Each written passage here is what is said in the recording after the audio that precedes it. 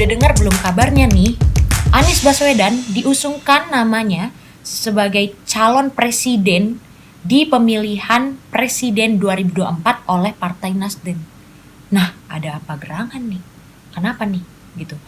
Nah, jadi Nasdem ini mengusungkan nama Anies lebih cepat dari apa yang direncanakan. Jadi rencananya Nasdem ini nantilah November kita mengusungkan nama. Taunya lebih cepat dari bulan November, Jadi ini juga yang banyak menimbulkan spekulasi dan pendapat bertebaran di mana-mana.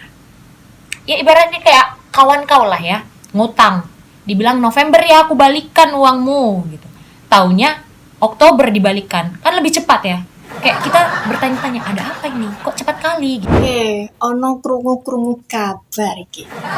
Kabarnya suara Partai Nasdem iki anjlok setelah mereka itu mendukung Anies Baswedan.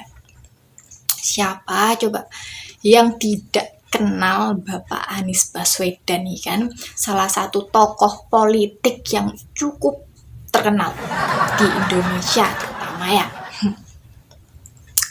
Oke, kita mengingat lagi waktu Bapak Anies Baswedan ini menjabatkan diri menjadi Gubernur DKI Jakarta, itu beliau tidak memiliki partai yang mendukung beliau itu, tetapi loh ya. Bapak Anies Baswedan ini didukung oleh beberapa tokoh Islam yang cukup terkenal, yang cukup kuat, yang mengerti agama lah tentunya, masa tidak mengerti agama, namanya juga tokoh Islam. Hirek, pasti kalian wes krungu kan beritane tentang suara Nasdem yang anjlok gara-gara ngedukung Anies Baswedan untuk menjadi calon presiden 2024. Nah, sekarang komentar kalian gimana guys? Nek menurut aku sih itu hal yang wajar ya, karena dari dulu kan emang Nasdem itu udah di belakangnya Jokowi banget gitu kan. Nah, malah sekarang ngedukung Anies Baswedan sebagai calon presiden 2024. Ya tahu sendiri konsekuensinya bagaimana, efeknya bagaimana, ya pasti suara Nasdem akan turun dan anjlok gitu kan. Apakah ini menjadi manuver untuk menyelamatkan nama Anies Baswedan? Karena kabarnya nih, Anies Baswedan ini terseret namanya di kasus Formula E, yang mana kasusnya ini masih tahap penyelidikan gitu. Jadi apakah ini ya mungkin ini mengapa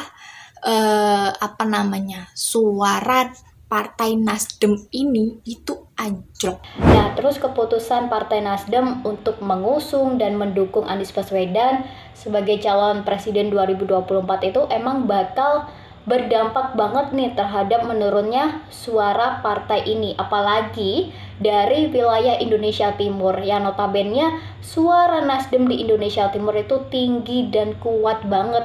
Apalagi dulu ketika pemilu 2014 dan 2019, suara Nasdem di Indonesia Timur itu sangat tinggi banget. ada kaitannya dengan itu? Nah, awalnya nih, Nasdem ini menjagokan Gubernur Jawa Tengah, Pak Ganjar Pranowo, dan juga Jenderal TNI Andika Prakasa. Tapi belakangan nih malah yang diusungkan Anies Baswedan. Nah, kalau kata Pak Surya Paloh sih, sosok Anies Baswedan ini dinilai yang terbaik lah gitu. Memang Pak Ganjar tidak baik kah atau bagaimana nih? Oke, lanjut lagi nih ya. Tapi ternyata pengusungan ini nih menuai pro dan kontra. Mungkin ini. Oke. Setelah saya baca di pos kota di media internet gitu. Nah, itu tuh menurut Ruhut Sitompul, anjloknya Partai Nasdem ini disebabkan karena publik menjadi antipati terhadap Nasdem. Mengapa? Karena Anies ini merupakan menjadi aktor utama dari politik identitas. Dulu itu sempat terjadi kenaikan ya, yang semula 7,5% terus naik menjadi 13,2%, dan bahkan kenaikan suara Nasdem di Indonesia Timur kala itu menjadi kenaikan yang paling tinggi jika dibandingkan dengan wilayah-wilayah lainnya seperti Jakarta, Banten, Jawa Timur, Jawa Barat, dan lain sebagainya. Nah, terus Dan tentu benar saja, banyak sekali partai Nasdem ini kehilangan banyak suara ya, apalagi dari wilayah timur. Gimana nggak kekurangan? Gimana nggak merosot tuh? Karena wilayah timur itu pro dengan pemerintah, sedangkan Anies dinilai kurang pro dengan pemerintah. Ya sisinya opposite lah, oposisi gitulah, tim oposisi lah. Dan mempolitisasi sentimen SARA pada Pilkada DKI 2017 lalu. Si Anies nih ya. Jadi itulah kehilangan banyak suara. Ya wajar aja sih, soalnya Partai Nasdem itu mendapatkan suara banyak dari wilayah timur itu pada saat pemilu 2019. Karena kan Partai Nasdem waktu itu mendukung Joko Widodo dan juga Ma'ruf Amin. sekarang posisinya Nasdem itu ngedukung Anies untuk menjadi capres dan suaranya turun, apalagi di wilayah Indonesia Timur itu karena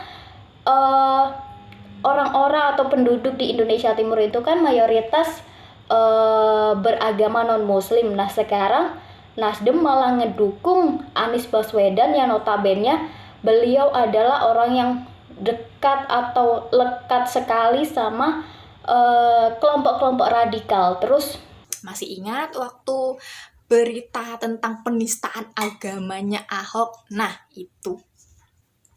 Waktu itu banyak sekali tokoh-tokoh Islam yang mendukung Pak Anies, sampai akhirnya Pak Anies menjadi Gubernur DKI Jakarta, namun sekarang sudah menjadi mantan Gubernur DKI Jakarta, sudah selesai pada tanggal 16 Oktober 2017 lalu.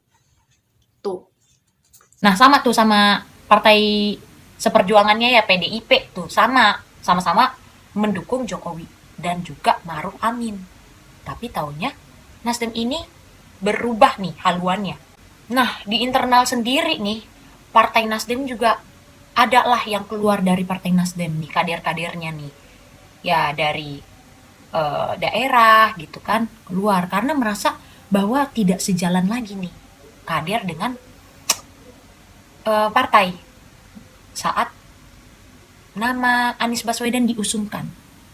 Sebenarnya aku sebagai generasi muda pun bertanya-tanya juga, kita harus kritis ya terhadap politik gitu, karena kedepannya ini akan dibawa kemana gitu, dan efeknya pun ke kita-kita juga gitu kan sebagai generasi muda. Terlihat saat Anies Baswedan menjabat sebagai Gubernur DKI Jakarta, banyak sekali janji-janji yang belum ditepati, banyak janji yang ya udah hanya janji manis yang terdengar enak di telinga, tapi nyatanya kita tidak bisa menikmati itu gitu. Terus kan Anies Baswedan ini menjadi aktor utama politik identitas. Terus di sisi lain Anies Baswedan ini juga mempolitisasi sentimen suku, agama, ras, dan antar golongan atau SARA ketika Pilkada 2017 di DKI Jakarta. Ya udah, akhirnya konsekuensinya, efeknya ketika Nasdem mendukung Anies, ya udah akhirnya suara Nasdem di Indonesia Timur dan orang-orang Indonesia Timur akhirnya memalingkan dukungannya dari Nasdem, dan akhirnya Nasdem kehilangan suara di bagian Indonesia Timur yang mana wilayah ini kuat banget untuk suara Nasdemnya. Padahal sebelumnya itu survei dari Polmatrik Indonesia yang telah dilakukan itu menyebut terjadi penurunan elektabilitas dari Partai Nasdem ini yang awalnya itu 5,1% menjadi 3,8%. Itu 5,1% dari tanggal 11 sampai 20 Maret 2022. Tidak bisa mendapatkan janji tersebut gitu. Ya contohnya aja kayak janjinya menyediakan lapangan pekerjaan bagi generasi muda. Sampai sekarang itu masih belum terrealisasikan. Banjir di Jakarta, sampai sekarang Jakarta masih banjir gitu. Jadi banyak sekali janji dari Anies Baswedan yang idealis, tapi sulit untuk realistis gitu. Jadi beliau ini hanya idealis tapi tidak realistis. Gitu. Terus di sisi lain, Nasdem ini juga bakal kehilangan banyak suara ketika pileg. Pasalnya selama ini pemilih Nasdem itu banyak banget yang berasal dari Indonesia Timur. Kemudian ketika Nasdem ini dekat dan mendukung Anies Baswedan sejak setahun terakhir ini, ya udah, maka pendukung di Indonesia Timur ini memalingkan dukungannya. Begitu sih kalau menurut aku. Terus aku juga sempat baca di web gitu, ada salah satu politikus PDIP Ruhut Sitompul ini juga kayak terpingkal-pingkal, kayak ngakak gitu kan, melihat hasil survei Polmetric Indonesia yang mengungkapkan elektabilitas Nasdem ini anjlok sejadi-jadinya. Penting terdengar manis dan juga menyenangkan hati aja. Keputusan Nasdem untuk mengusung nama Anies Baswedan sebagai capres di pemilu 2024 menarik perhatian nih dari partai-partai lain nih, salah satunya PDIP. Gimana enggak? Karena PDIP sama Nasdem ini awalnya sejalan gitu. Sama-sama mengusungkan Joko Widodo dan Ma'ruf Amin pada pemilu 2019. Sebenarnya pilihan Nasdem ini terhadap Anies itu bagus. Sangat rasional melihat figur dari Bapak Anies ini sendiri kan, yang sopan santun, yang bagus, yang baik kayak gitu kan, lembut gitulah, menjadi alternatif bagi sebagian publik Indonesia tuh.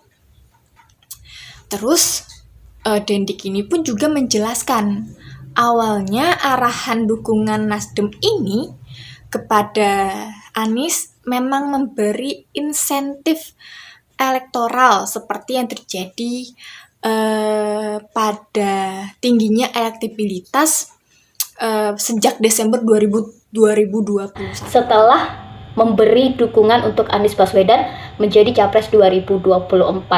Nah, di situ juga, di web itu aku baca juga Ruhut ini memberikan komentarnya juga sama seperti aku saat ini memberikan komentar, yaitu menilai jebloknya suara Nasdem itu hal yang wajar, karena emang kan publik itu jadi jadi antipati gitu kan terhadap Nasdem, karena emang Nasdem udah memilih tokoh yang menjadi aktor utama politik identitas. Namun gitu kan. Nah, terus dukungan Nasdem diberikan, ternyata elektabilitas dari partai ini tuh mengalami penurunan gitu. Balik lagi nih ke Indonesia Timur. Suara Nasdem turun di Indonesia Timur itu tiba-tiba, ini belum 2024, Nasdem sudah mengusungkan nama untuk presiden. Ya ibaratnya kayak, tadinya saya kawan nih sama kau, ya kan? Aku kawan sama kau, aku dukung kau nih untuk jadi presiden sampai segini. Belum selesai menjabat kawan kita, belum kelar dia selesai, kita udah mengusungkan nama lain gitu. Ini aku ada kawan baru nih, aku usungkan dia jadi presiden. Ini kan jadinya menimbulkan menimbulkan tanda tanya juga gitu.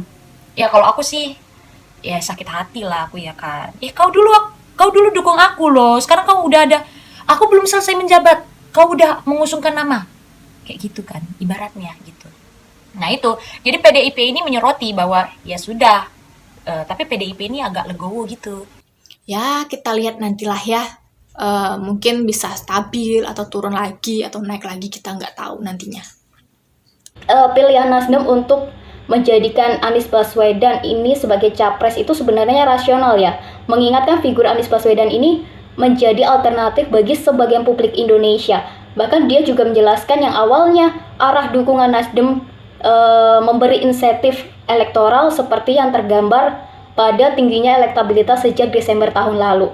Tapi meskipun demikian, ketika dukungan Nasdem resmi diberikan untuk Anies Baswedan menjadi capres 2024, ya efeknya, ya terus konsekuensinya, ya udah bakal kehilangan beberapa suara khususnya di wilayah Indonesia Timur yang mengakibatkan suara Nasdem mengalami penurunan yang sangat drastis. Gitu sih kalau menurut aku. Udah gak apa-apa gitu kan. Ya cuman ada beberapa hal yang dikritisi oleh PDIP nih.